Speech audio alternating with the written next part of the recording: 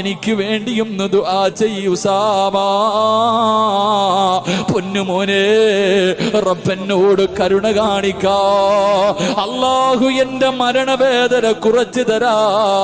ഒന്ന് ദുആ ചെയ്യൂ ഉസാമ. അല്ലാഹുവിന്റെ പ്രവാചകം പോലും പറഞ്ഞു പോയെങ്കിലോ എന്റെ പ്രിയമുള്ള സഹോദരങ്ങളോട് സഹോദരിമാരോട് നമ്മുടെ അവസാനം ഒന്ന് ചിന്തിച്ചിട്ടുണ്ടോ?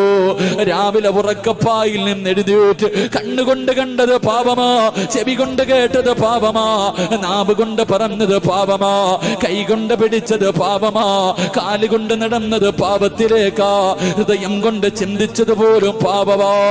ഒരു ദിവസം കോടാനുകൂടി അപരാധം ചെയ്യുന്ന എന്റെയും നിന്റെയും അവസ്ഥയൊന്ന് ചിന്തിച്ചിട്ടുണ്ടോ? നമ്മുടെ മരണം എങ്ങനെയാണെന്ന് മനസ്സിലാക്കിയിട്ടുണ്ടോ? മയ്യത്ത് കുളിപ്പിക്കുന്നവരുണ്ടല്ലോ, കിടന്ന് കിടപ്പിൽ കിടന്ന് മലമൂത്ര വിസർജനം